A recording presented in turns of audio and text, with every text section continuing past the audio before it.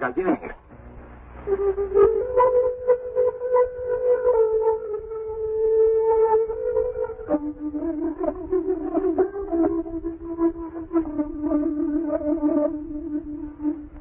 Aquí, Magallanes.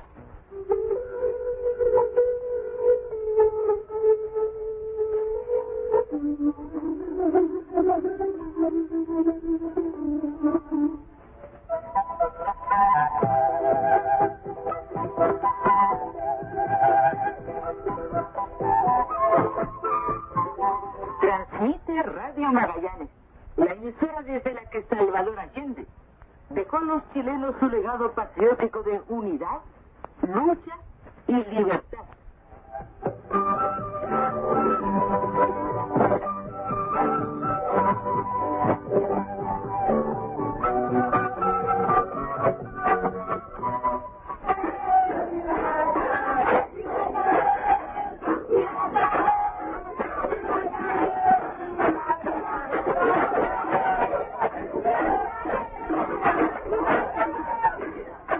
Buenas noches, amigas y amigos. Un saludo a todos ustedes. Y escuchaban lo que fue más característico de 1983. Las jornadas nacionales de protesta que se extendieron por calendario desde mayo a octubre. 6 meses. 7 protestas nacionales que estremecieron al país de sur a norte, pero que sobre todo revestieron al fracasado y represivo régimen militar de Pinochet como anticipación de su total derrota. Nadie medianamente informado no puede por menos que admitir y destacar que lo más sobresaliente del año que se va fueron las jornadas nacionales de protesta, que sobrepasando el terror fascista pusieron en entredicho al gobierno y le forzaron a hacer concesiones. Toda la actual realidad política, incluida la poderosa acción opositora conjunta desde la base y hasta el limitado aperturismo destinado a ganar tiempo antes del derrumbe final, están marcados por el accionar popular, por esas valerosas y masivas protestas, donde el protagonista principal fue el pueblo, los obreros, los pobladores, los estudiantes, los hombres y mujeres, niños y ancianos.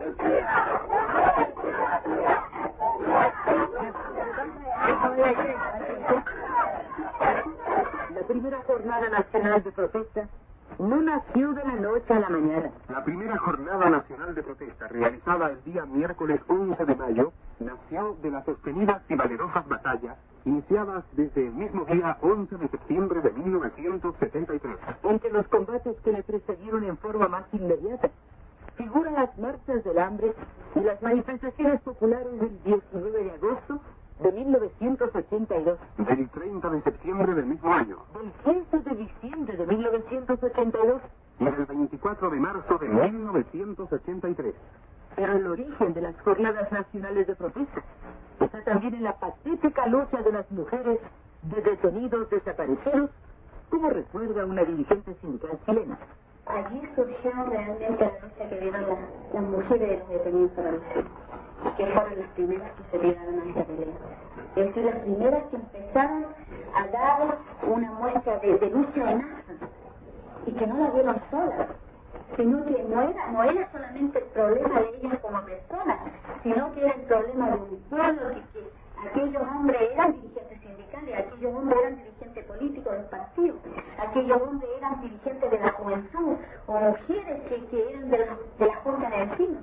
Es decir, era un compromiso del pueblo que tenían con aquellas personas. Y es así como las compañeras realmente hicieron una labor extraordinaria.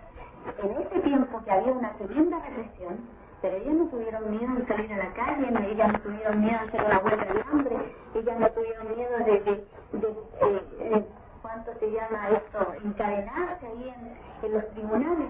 Es decir, abrieron la puerta para una lucha que fue extraordinaria.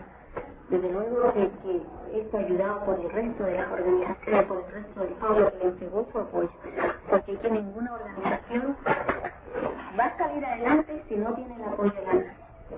Y eso es fundamental para cada uno de los movimientos que aquí se desarrollan. Y con lo que demostraron las compañeras fue posible actividades ya una cuestión mucho más, se superó mucho más la actividad que se estaba desarrollando.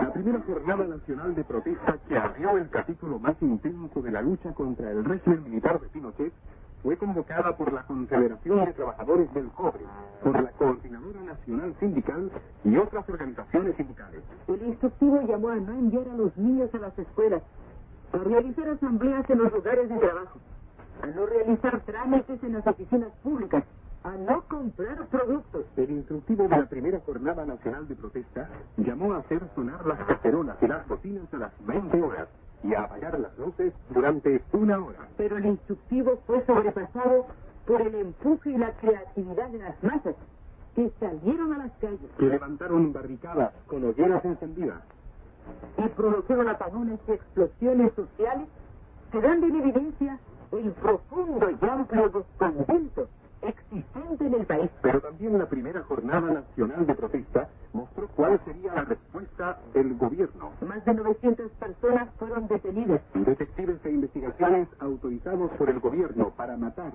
acribillaron a un niño.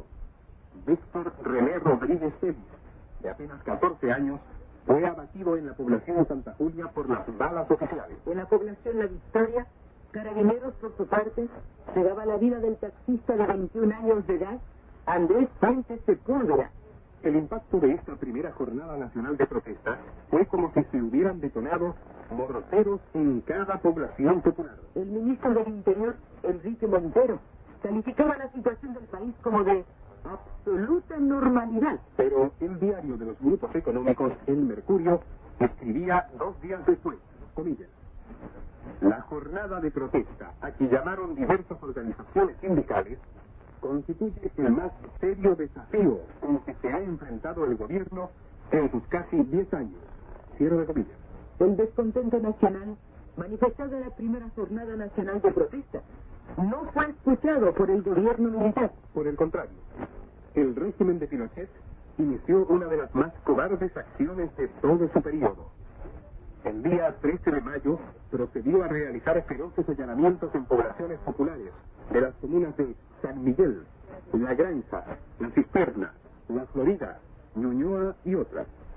Llegaron antes de las 5 de la madrugada, rodearon esta población y por altoparlantes se nos ordenó a todos los hombres mayores de 14 años ir hasta la cancha de fútbol.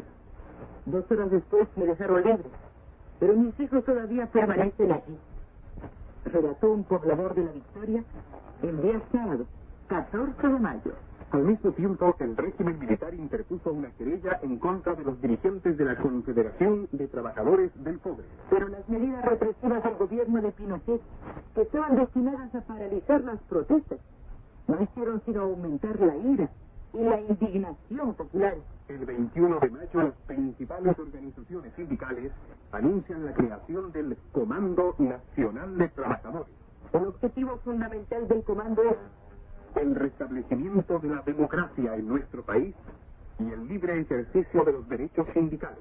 El nuevo organismo emitió un comunicado en el que señaló que la protesta nacional, efectuada el 11 de mayo, dejó en evidencia el profundo descontento existente en el país ante la grave crisis económica, social y política. El mismo Comando Nacional de Trabajadores convocó enseguida a la segunda jornada nacional de protesta para el día 14 de junio, con instrucciones similares a la primera. A esta protesta se sumó el Consejo Superior del Transporte Terrestre. Una periodista informaba sobre algunas de las características que asumía la protesta del 14 de junio. La protesta empezó en la mañana, aproximadamente a las 9. Ahora, fue mucho más notoria en la tarde que en la mañana. ¿Ya? Por la mañana tuvimos un poco de paro en locomoción, algunos, no fue muy notorio el transporte en la mañana, pero sí un gran incentivo escolar. El Ministerio de Educación dice que alcanzó más o menos un 40%. Esa es la cifra oficial. Ahora, nosotros recorrimos planteles educacionales y el ausentismo fue mucho mayor. Digamos, llegó a un 60% o 70% de algunos planteles. En las universidades no hubo clase ninguna. Nosotros recorrimos todas las universidades de Santiago y no hubo clases. Los alumnos hicieron manifestaciones, ya sea en la Escuela de Ingeniería de la Universidad de Chile, en los campos de Medicina, en Derecho, en los campos Oriente de la Universidad Católica San Joaquín, que es todo el radio, y estaban totalmente suspendidas las clases. Hubo actos folclóricos, actos de adhesión a la protesta que convocaron los trabajadores, y no hubo ningún tipo de disturbio por la mañana. Aproximadamente a las 3 de la tarde se realizó una protesta en los tribunales de justicia. Hicieron una protesta dentro de los estudiantes, unos 200, 300 personas, adentro de la corte. Después salieron, hicieron un rodeo en el Palacio de los Tribunales, llegó una micro de carabineros y cualquier cantidad de funcionarios. Hubo golpes, apaleos, detenciones, trataban de llevar detenido al doctor Manuel Almeida Medina, que ya ha estado 20 veces apaleado, procesado y todo, que fue quitado, o sea, se lo quitaron los propios manifestantes, lo sacaron del bus de los carabineros y pudieron, digamos, evitar la detención. Ahora en la tarde, la mayor, digamos, concentración de estudiantes se registró en el campus Macul de la Universidad de Chile, que está ubicado en Grecia, en Macul y en la Avenida Los Presidentes. Los jóvenes que han llegado de todas las universidades fueron reprimidos fuertemente por carabineros que lanzaron bombas lacrimógenas en gran número, y en ese instante, digamos, ellos salieron de Grecia porque estaban concentrados en la biblioteca del pedagógico, pero se desplazaron por Macul y Yungadina cuando estaban realizando esa acción. Y bueno, estamos esperando el cacerolazo de la noche, pues las cacerolas.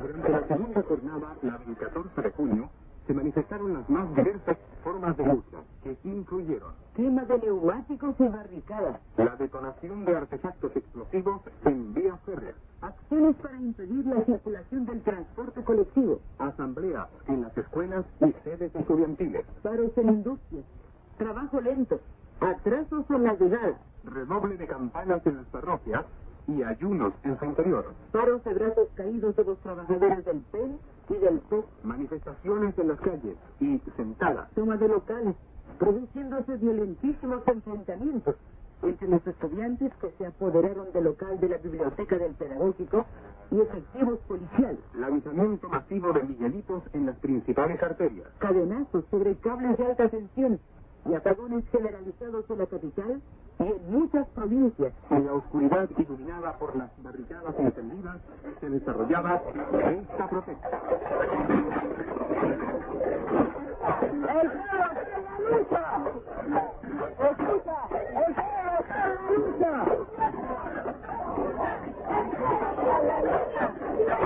El repulsivo régimen militar lanzó a sus no menos repulsivas huestes a reprimir y a matar. 1.351 detenidos, 5 muertos, 65 heridos de bala. Patricio Yáñez Figueroa, 15 años de edad, estudiante, asesinado en San Miguel por carabineros de la CNI. Patricio Ríos Portugués, 21 años, trabajador del PEN, asesinado en la Florida. Sergio Abarca Castillo, 26 años. Leopoldo Segovia, 22 años. Luis Silva González, 22 años. A los muertos, a los detenidos, a los heridos, el gobierno sumó una escalada represiva que se manifestaría en las detenciones de los dirigentes sindicales más esclarecidos, los cuales son relegados. El día 21 de junio, la Confederación de Trabajadores del Sobre resumía así la situación. La cárcel para nuestro presidente, los despidos masivos de trabajadores, la declaración de zona bajo control militar, la represión, el amedrentamiento, es la respuesta que el gobierno ha entregado a las legítimas demandas de los trabajadores. Pero nada arredra al pueblo en movimiento. El jueves 23 se inicia el primer paro nacional contra la dictadura. El vocero oficioso del gobierno y de la CNI, el diario El Mercurio, advierte luego de la segunda jornada de protesta. Comillas. Parece indispensable que el gobierno considere como un hecho lamentable, pero indiscutible, que ha perdido crédito en la ciudadanía. El gobierno no considera sino cómo paralizar las protestas incontenibles y recurre a su única arma política: carabineros, CNI, investigaciones Fuerzas Armadas. A la estricta censura de prensa se suma el despido de 830 mineros. Pero el 12 de julio, el pueblo está otra vez adueñándose de las calles, de las poblaciones y de barrios enteros. A la tercera jornada nacional de protesta no convoca a nadie. Todos adhieren porque convoca al pueblo. Que Pinochet procese al pueblo. La detención de Gabriel Valdés y de otros dirigentes del Partido Demócrata Cristiano hizo crecer el estallido de la protesta social.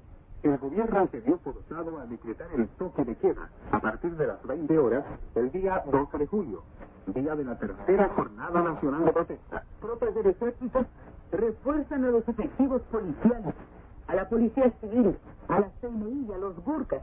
Efectivos policiales bombardean preventivamente las poblaciones La Legua, La Feria, La Bandera y otros baluartes de las protestas populares. 2 muchachas caen acribilladas. Carmen Gloria Larena, en Valparaíso, 19 años de edad, militante de las heroicas Juventudes Comunistas de Chile. También es abatida Isabel Sangüesa Ortiz, de 19 años.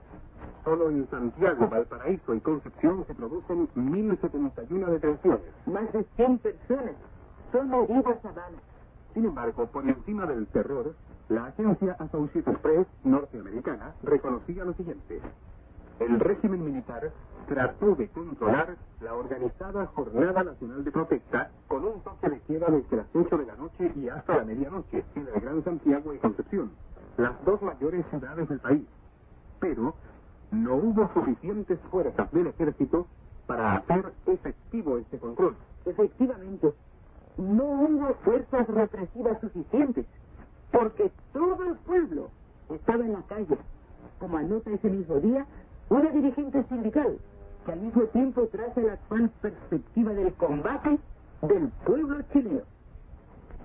La exigencia está en que aquí los militares se tienen que ir a sus cuarteles, porque ya no da para más, para que haya una vuelta a la democracia. Y esto, desde luego que, con todo lo que pasó ayer, con todo lo que ha pasado hoy día, nosotros estamos convencidos, porque los propios trabajadores han señalado en sus sindicatos, en sus asambleas, la solución en este país es un paro, para demostrar al régimen cuál es la situación que vivimos los trabajadores. Y no donde nos presenten un periodo de transición donde se van a embarcar en un gobierno, vamos a ver, incluso a espaldas del pueblo. Y esto es lo que, desde luego, hemos llegado a este nivel de la pelea, pero que ha costado muchos sacrificios. ¡El pueblo está en la lucha!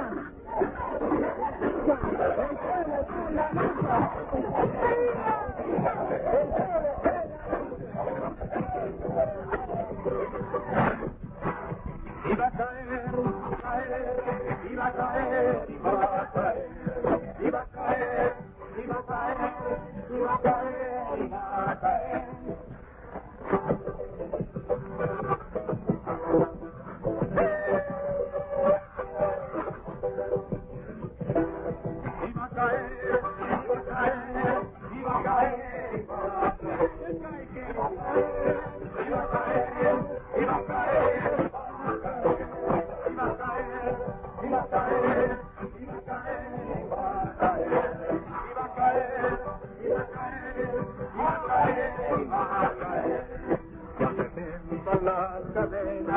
Es el pueblo en agradecido, es la protesta vendida, es el canto de su madre, son los obreros en lucha, las miles de gargantas que están sembrando en las calles, alboradas esperan.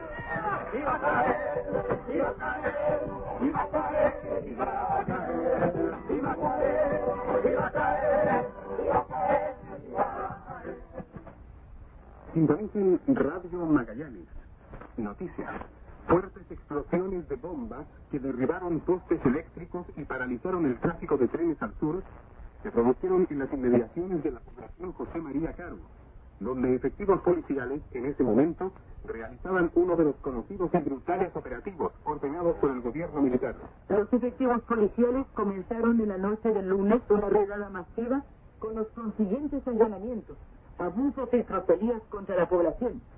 Pero se produjeron diversos enfrentamientos cuando los pobladores resistieron esta nueva embestida represiva post-navideña. En los momentos en que arreciaban los enfrentamientos, se sintieron fuertes explosiones que derribaron postes del tendido eléctrico y asimismo destruyeron la vía férrea, paralizándose el tráfico de trenes de la red sur desde y hacia la capital durante 6 horas. Por otra parte, también se informó que en la madrugada de ayer, desconocidos que llevaban cubiertos sus rostros con pañuelos atacaron al cabo de carabineros Francisco Javier Pérez, apropiándose de su armamento.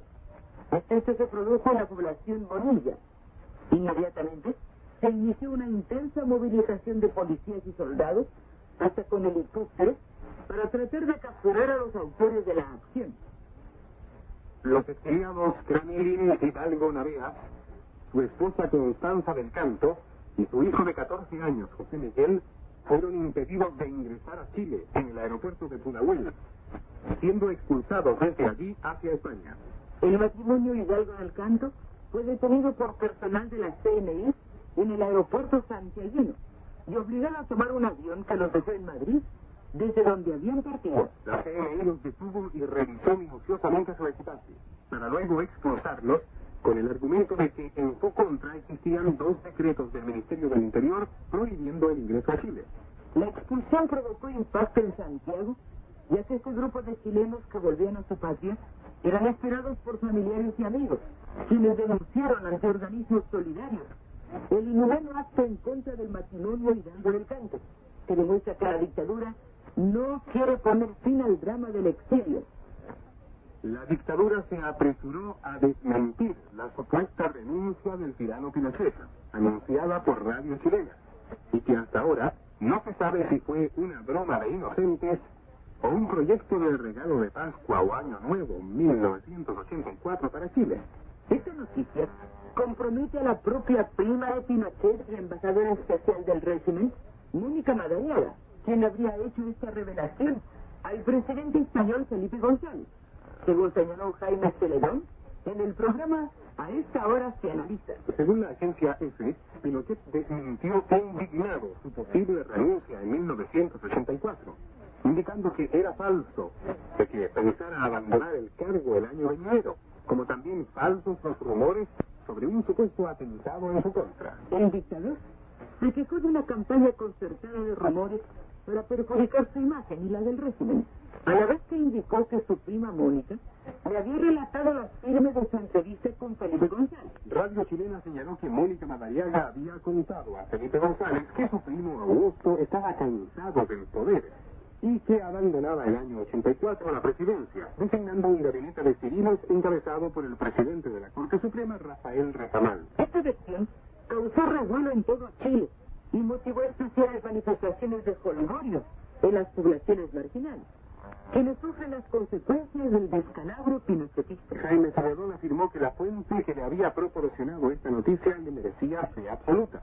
El secretario general de gobierno, Alfonso Márquez del Plata, reaccionó históricamente hoy a la información entregada por Radio Chilena, calificándola de infundio enmarcado dentro de las acciones opositoras, con el fin de desestabilizar al régimen. En Madrid, un vocero del Palacio de Moncloa afirmó que descartaba cualquier relación de Felipe González con la noticia dada por el programa A esta hora se analiza, pero indicó que se desconoce el contenido de la entrevista González-Madariaga.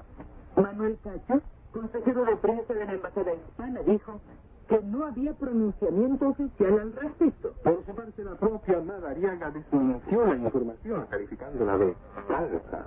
Durante el desmentido formulado por el dictador Pinochet a los periodistas, se le notó una visible cojera y un gran nerviosismo, lo que el tirano intentó justificar diciendo que se había desgarrado un músculo durante los trotes que se pega diariamente para estar en un estado físico presentable.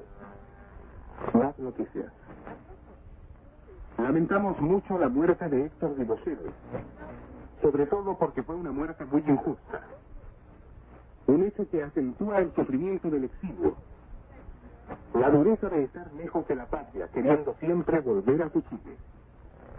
Lamentablemente Héctor no lo pudo hacer vivo y ahora vuelve, muerto. Con estas palabras, Eduardo Carrasco, expresó el dolor del conjunto Quilatayún ante el asesinato de Dovazquel en Caracas. Creemos que Héctor, a través de la cantata Santa María y en general de todo su trabajo, logró llegar hasta el corazón de nuestro pueblo, que siempre va a guardar de él un recuerdo muy hermoso. Su muerte refleja la tragedia de muchos chilenos, que han terminado su vida sin poder regresar a ver a Chile. Ojalá que todos podamos volver pronto, y que no haya nunca más tantos chilenos que andan dando vueltas por el mundo, puntualizó el integrante de Quilapayún. El número de desempleados en Chile asciende a unos 3 millones. Señaló en Ciudad de México el exministro de Economía de la Unidad Popular, Pedro Buscovich, basándose en evaluaciones del Instituto de Economía de la Universidad de Chile y del Banco Central. Buscovich indicó que Chile vive la crisis más dura de toda su historia y que el rumbo económico impuesto por Pinochet y los Chicago Boys ha puesto a Chile al borde del crash económico. Remarcó que los 20.000 millones de dólares de deuda externa contraída por el pinochetismo equivalen al endeudamiento por habitante más elevado de todo el mundo. Tan solo en los pagos por amortización de la deuda, Chile tendrá que pagar en el futuro sumas superiores a sus exportaciones, denunció Pedro Buscovich. Y en momentos en que más de 4.000 empresas han quebrado en los últimos años de dictadura, agregó. El Comité Regional Santiago Santos, del sector socialista, que participa en la coalición opositora de centro-derecha Alianza Democrática, realizó un acto público en un teatro de la capital. Uno de los oradores principales fue Julio Estuardo, quien dijo que la lucha por la unidad de las fuerzas democráticas les conduciría al triunfo, y resaltó la participación de su sector en la Alianza Democrática, a la que consideró como única alternativa de oposición al gobierno. Por su parte, Hernán Bodanovich expuso que su colectividad es partidaria de un socialismo que no sea producto de la lucha militar. Queremos un socialismo libremente consentido, dijo. En el escenario en que se realizó este acto se puso un retrato del expresidente Salvador Allende. Entre las personalidades invitadas estuvieron la viuda del canciller Orlando Letelier y el dirigente sindical Rodolfo Seguén. Y eso es todo por hoy, amigos de Radio Magallanes. Los esperamos mañana en el mismo punto del dial por ondas de 25, 31 y 41 metros.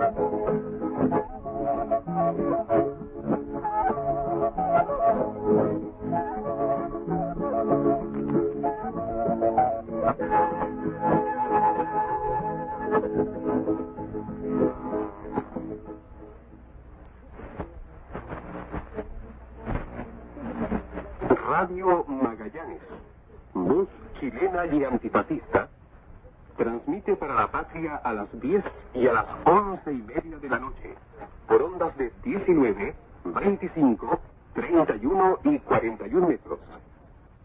Sigan en la sintonía, ya que junto a las emisiones de Escucha Chile,